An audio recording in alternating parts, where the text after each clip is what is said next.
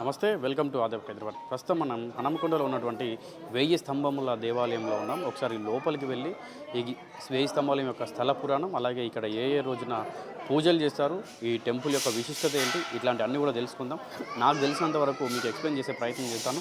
ఒకసారి మీరు ఆలయానికి ఆపోజిట్గా తీసుకున్నట్టయితే ఇక్కడ నందీశ్వరుడు అంటే బసవేశ్వరుడు అని చెప్తూ ఉంటాం కదా, బసవేశ్వరుడు ఇక్కడ ఉంటాడు. సో మీరు ఒకసారి కనుక ఇట్లనే లోపలికి వచ్చినట్టయితే కనుక ఇక్కడ మనకి టెంపుల్ లోపలికి రాగానే లెఫ్ట్ సైడ్లో మనకు శివలింగం ఉంటుంది, శివేశ్వరుడు ఉంటాడు అనమాట. సో ఇక్కడ త్రికుంట ఆలయం అని చెప్పి కూడా దీన్ని అంటూ ఉంటారు. మనకు ఇటు సైడ్ ఒకసారి మీరు చూసుకున్నట్టయితే శివాలయం, ఏదైతే శివలింగం ఉంటుంది ఇక్కడ, అండ్ ఇటు సైడ్ మీరు శివుడికి పక్కనే చూసుకున్నట్టయితే శివుడికి ఎడమ చేయిన విష్ణువు ఉంటాడనమాట.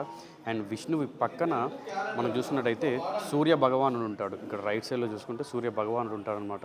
సో ఇంకా ఇక్కడ అప్పట్లో మనకు ఇక్కడ చాలామంది కూడా అనుకునేది ఏంటంటే, ఏదైతే ఈ శిల్పకళ ఉందో ఈ కళని అప్పుడు 1000 సంవత్సరంల వెనుకనే వెంట్రుక పెడితే వెళ్ళే అటువంటి అంత సన్నటి రంధ్రాలలో కూడా వీళ్ళు శిల్పిలాగా చెక్కడం జరిగింది.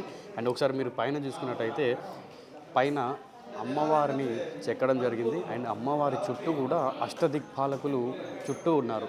సో దీని తర్వాత మనం ఈ టెంపుల్ గురించి, అలాగే టెంపుల్ విశిష్టత గురించి ఒకసారి పూజారి గారితో మాట్లాడిద్దాం.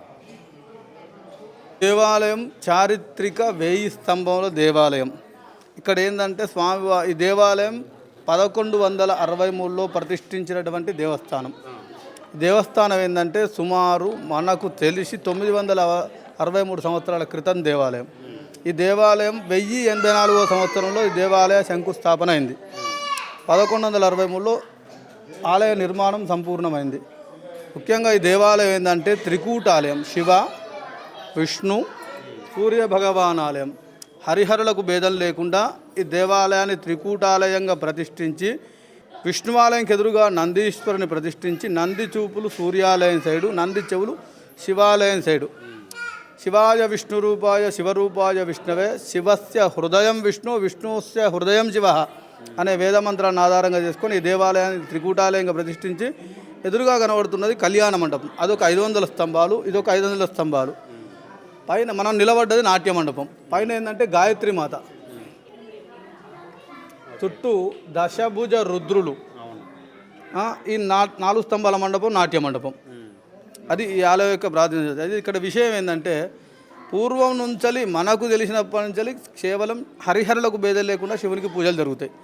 స్వామివారు ఏంటంటే 8 ఫీట్ల శివలింగం, సాలగ్రామ శిల, కింద ఏంటంటే శ్రీచక్రాకారం గల ప్రాణపట్టం, పైన బ్రహ్మసూత్రం. ఇలాంటి లింగాన్ని మనం దర్శించినా, అభిషేకించినా, అర్చించినా సప్త జన్మ కృతం పాపం స్మరణేన వినశ్యతి అనేది వేదం చెప్తున్నది.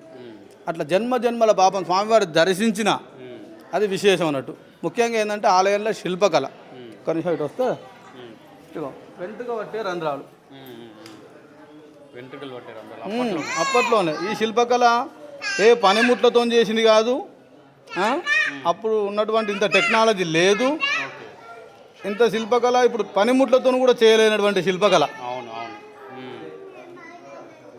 అది ఇది అంటే ఇక్కడ ఏ రోజు పూజలు అవ్వచ్చు, అవి ప్రత్యేకంగా జరుగుతూ ఉంటాయి. మన దగ్గర శ్రావణ మాసం, కార్తీక మాసం, శివరాత్రి చాలా అద్భుతం. ఇక కార్తీక పౌర్ణమి, శివరాత్రి చాలా అద్భుతం.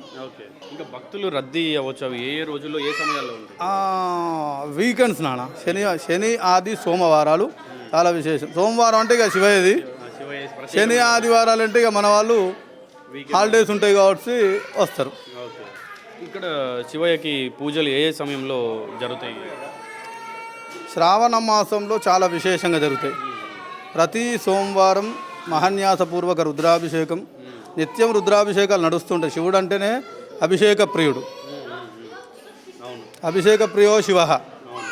అయితే శ్రావణ మాసం చాలా విశేషం. శ్రావణ మాసం కంటే శ్రావణ మాసం 4 సోమవారాలు, పౌర్ణమి మాత్రమే జరుగుతుంది, మాస శివరాత్రి మాత్రమే జరుగుతుంది. కార్తీక మాసంలో 30 రోజులు విశేషమే, చాలా విశేషంగా జరుగుతాయి.